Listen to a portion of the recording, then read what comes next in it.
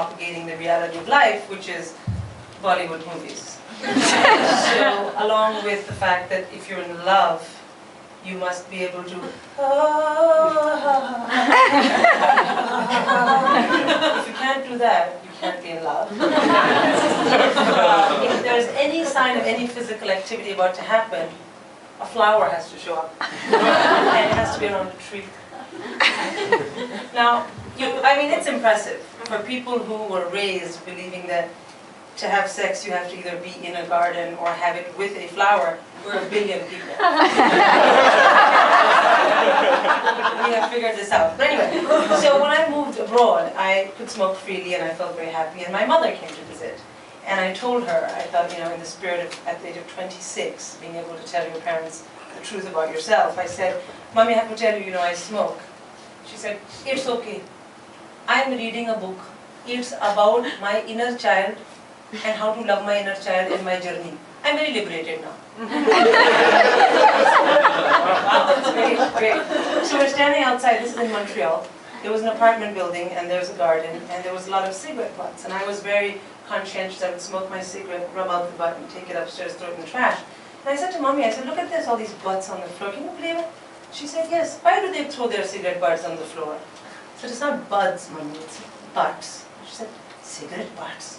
Why do they call it butts? I said, I don't know, it's like the end of the cigarette. I don't know, Mommy, but she said, oh, it's true, it's true. Next day I come back from class and I go, there's these pigeonholes where they keep your mail. I go to press the elevator button. There's a sign near the elevator. The corner of the sign, there's a very large ass. Just ass. And there's these flowers coming out of this ass.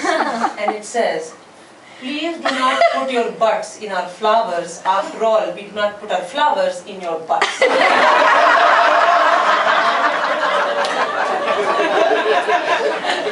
I rolled up the sign, I took it up and I said, Mommy, what is this? She said, you only told me it's the buttocks. So, there's a show here called Goodness Gracious Me and so on. A lot is true. The translation of idiomatic English is weak. It's weak when you have, when you're not a native English speaker, but if you're Indian, it's special. So, it's special. My mother, in the course of her journey and self-help, on another visit said to me, I'm reading a book by the Dalai Lama. And Mr. Lama, he says to me, children are our greatest teachers. You are such a great teacher. English is not my first language, but from you I have learned. And I said, yes. She said, I have learned that if you want to be forceful, you must not say very, you must say fucking. You never have a very bad day, you have a fucking bad day. And I heard on the phone you telling your friend, it was such horrible weather. But what did you say? It was fucking horrible weather. I tell you something, next time your father is irritating me, and he irritates me a lot, I'm not going to tell him, Arey, I'm very fed up. I will say, I'm fucking fed up. Then he will understand my English. I said, you know what, Mom, if you say fucking around Dad, he's not going to be thinking about your English. But my first language is English, and yet when I came to this country, I learned a few phrases.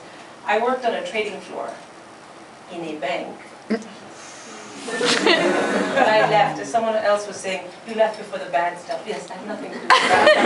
Anyway, are there any traders on the floor? No, but there's traders and barkers on the floor. Anyway, sorry. So one of the phrases that I learned from the FX traders was, she's getting on my tits. He's getting on my tits. And the posh people in the bank would say, oh, that's pants. But anyway, the one that stuck with me, that's pants, so what's that about? Anyway, the one that stuck with me was, she's getting on my tits. So one day I was using this, I must have used this phrase, and of course who was visiting my mom. And she came to me and she said, what is this? She's getting on your tits? I said, she's getting on my tits. She said, but what does it mean, this getting on your tits? One step at a time. There's a phrase in Hindi which is chhati pe khada hona, standing on someone's chest. It's the same thing. They're like, getting on your chest.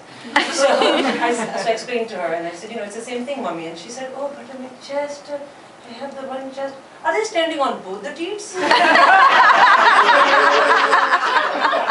I said, Mommy, why do you keep saying teat? Sitting question. And she said, oh, I did biology. You know, I was in pre-med. They told us all the animals are having the teats like the cows, you know, they're I said, yeah, okay, fine. But it's not, well, I know, yes, it's the same thing, but you call it tits. And anyway, you're not going to use the phrase. Think of another word. Let's drop it. And several years later, my mother had filed this information back here. And my husband came home from work. He came to see me and he said, did you fight with your mom today? The problem with having your mother stay and then fighting with her is your husband is like, what is up with that? If she's pissing you off, tell her to leave. In fact, just tell her to leave anyway. And so I said, well, why do you ask? And he said, well, I came home. She gave me my potato snack. She likes to give him a snack when he gets home from work. And then she apparently said, she said to me, you know, your wife can be such a bitch sometimes. I have so much sympathy for you. Whole day she has been standing on my boobies.